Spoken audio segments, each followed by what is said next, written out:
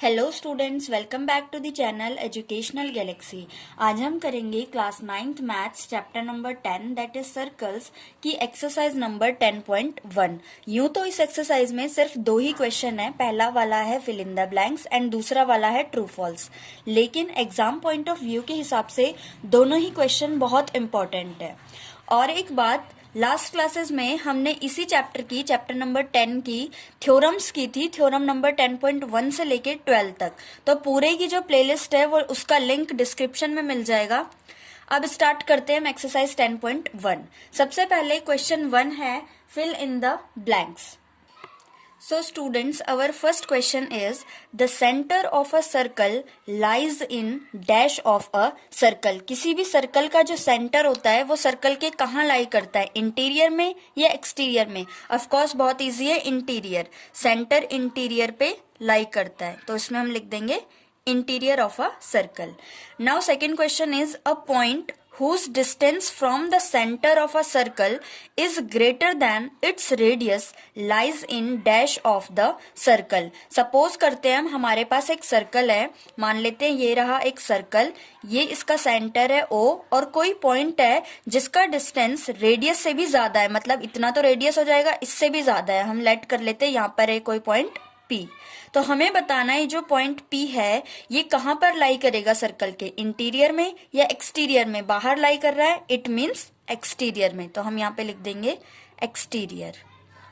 Now third question is the longest code of a circle is dash of the circle. हमें पता है code क्या होता है। किसी भी सर्कल पे हम 2 पॉइंट्स को जब लेट कर ले, मान लेते हैं हम ये 2 पॉइंट्स है और जब हम इन्हें ज्वाइन कर देते हैं तो वो एक कोड कहलाती है। तो हमें क्या है, लॉन्गेस्ट कोड जो होती है सर्कल की उसे हम क्या कहते हैं? तो स्टूडेंट्स, लॉन्गेस्ट कोड क्या होती है? जो सेंटर से होते हुए गुजरती है, सेंटर से होते हुए जाएगी, इट मीन्स रेडियस का डबल यानी कि डायमीटर हो जाएगा। तो हम यहाँ पे लिख सकते हैं diameter. Now fourth question is an arc is a dash when its ends are the ends of a diameter। हमें बोला है किसी भी सर्कल में आर्क होती है, अगर मान लेते हैं कोई आर्क है, उस आर्क के जो एंड पॉइंट्स हैं, हम सपोज करते हैं ये दोनों एंड पॉइंट्स है A एंड B। ये जो आर्क है इसके जो एंड पॉइंट्स है वो सेम एंड पॉइंट्स है किसी डायमीटर के जो होते हैं, तो हम इस वाली आर्क को क्या कह सकते हैं? ये पूरा हाफ सर्कल बन गया, मीन्स सेमी सर्कल कह सकते हैं हम इसे, तो हम लिख देंगे semi circle. Now next question is segment of a circle is the region between an arc and dash of the circle. तो समझने के सिर्फ 2 पॉइंट्स है यहाँ पे। एक चीज होती है हमारी सेगमेंट और एक चीज होती है हमारी सेक्टर। दोनों में क्या डिफरेंस है? सेगमेंट जो होती है वो आर्क एंड कोड के बीच में जो बनता है उसे हम सेगमेंट कहते हैं, जबकि सेक्टर क्या होता है? जब रेडियस, ये दोनों रेडियस है और इनके बीच में जो बन रहा है ये सेक्टर होगा। मतलब सेगमेंट तो सिंपल कोड एंड आर्क के बीच का जो पार्ट बनेगा उसे हम सेगमेंट कहेंगे, जबकि हम सेक्टर किसे कहते हैं? जब 2 रेडियस को मिला करके कोई बनता है, आर्क एंड 2 रेडियस को मिला के जो चीज बनती है उसे हम सेक्टर कहते हैं। तो यहाँ पे हमसे क्या पूछा है? सेगमेंट पूछा है। Segment of a circle is the region between an arc and code of a circle. तो हम यहाँ पे लिख लेंगे कोड ऑफ अ सर्कल। अगर हमारे पास यहाँ पे सेगमेंट की जगह सेक्टर पूछा होता तो हम यहाँ पे कोड की जगह रेडियस लिखते, radius of the circle. Now question 1 का लास्ट पार्ट है a circle divides the plane on which it lies in dash parts. Circle जिस भी प्लेन पे लाई करता है वो उसको कितने पार्ट्स में डिवाइड करता है? तो कोई भी सर्कल जब किसी प्लेन के ऊपर लाई करता है तो वो उसको 3 पार्ट्स में डिवाइड करता है। सबसे पहला अंदर वाला इंटीरियर, दूसरा ये सर्कल जो खुद बनाए, और थर्ड एक्सटीरियर। तो 3 पार्ट्स में 3 parts, interior, circle and exterior. तो हम यहाँ पे लिख सकते हैं 3 पार्ट्स। अगर हमसे नेम पूछे होते तो हम नेम भी लिख लेते। Now coming to the next question, जो कि बहुत ही इंपॉर्टेंट क्वेश्चन है। हमें ट्रू फॉल्स तो बताना ही है, साथ में हमें रीजन भी लिखना है। अगर ट्रू है तो क्यों ट्रू है उसका रीजन भी देना है, या फिर अगर फॉल्स है तो क्यों फॉल्स है उसका रीजन भी देना है। तो स्टार्ट करते हैं फर्स्ट क्वेश्चन। हमें फर्स्ट क्वेश्चन में कहा है line segment joining the centre to any point on the circle is a radius of the circle. अगर कोई लाइन सेगमेंट है जो कि सर्कल को उसके सेंटर से और सर्कल पे कोई पॉइंट ले लिया उस पे मीट करा दे, हम उस लाइन सेगमेंट को बना दे, तो वो रेडियस ऑफ द सर्कल होता है। तो अगर हम इमेजिन करके देखें तो ये बात बिल्कुल ट्रू है, होता है सर्कल। लेकिन हम इसमें रीजन क्या लिखेंगे? पहले तो हम लिख सकते हैं यस ट्रू। अब हमें रीजन भी देना है, तो रीजन के लिए हम सिंपल से फिगर बना सकते हैं। सपोज ये एक सर्कल है जिसका सेंटर है O और हमने कोई भी एक पॉइंट ले लिया, यहाँ पे ले लेते हैं A, तो OA जो है वो रेडियस होगा।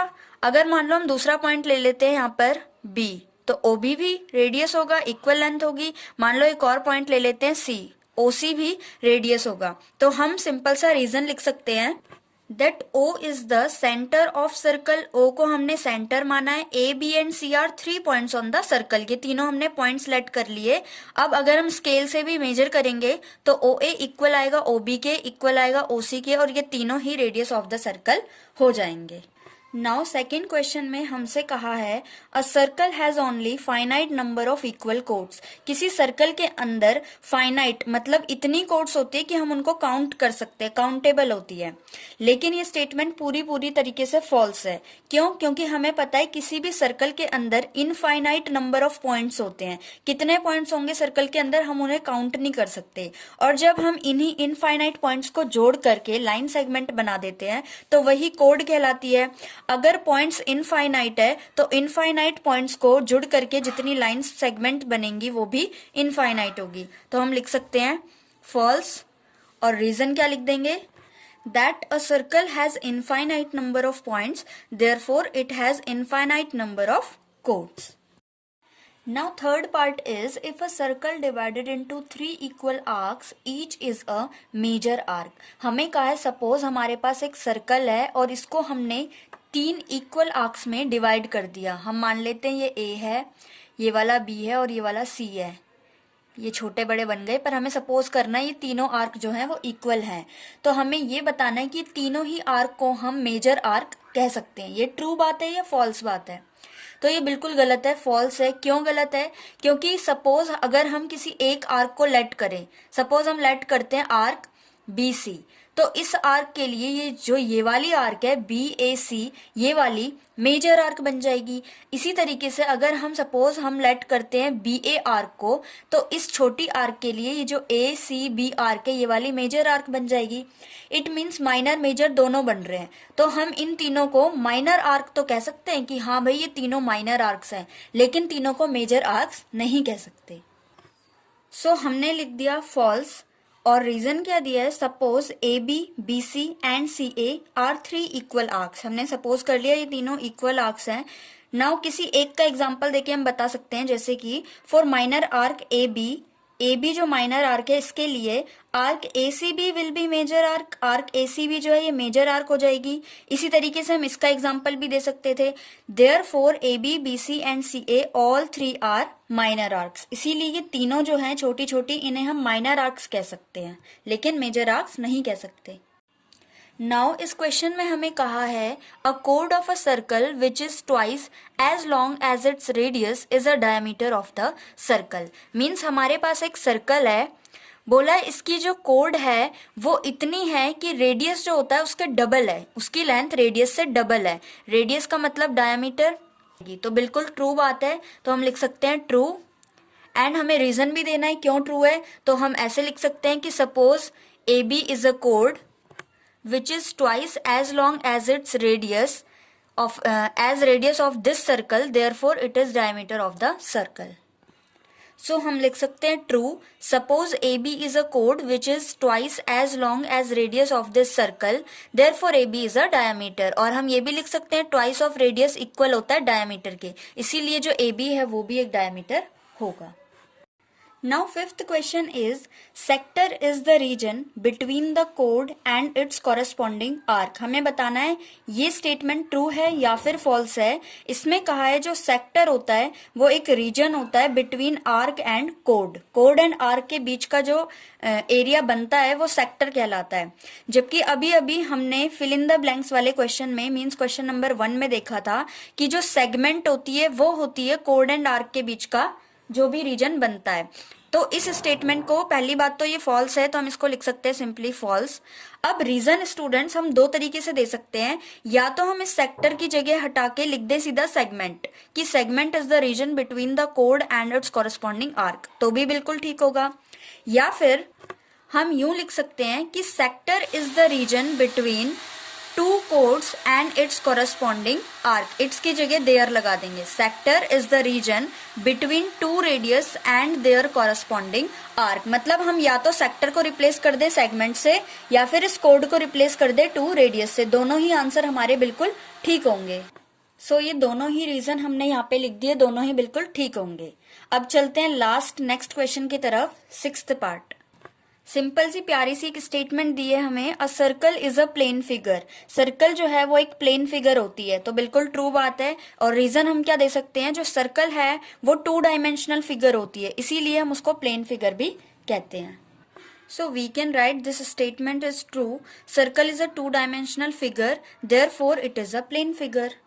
So आज की एक्सरसाइज कंप्लीट हुई। आई होप आपको समझ में आ गए होंगे दोनों ही questions, fill in the blanks as well as true false, और इनके रीजन भी। ट्रू फॉल्स तो आते ही हैं, लेकिन रीजन लिखना ज्यादा इंपॉर्टेंट है। तो मुझे लगता है आपको समझ आ गए होंगे। अब हम मिलेंगे नेक्स्ट वीडियो में इससे नेक्स्ट एक्सरसाइज नंबर 10.2 के साथ। Bye bye.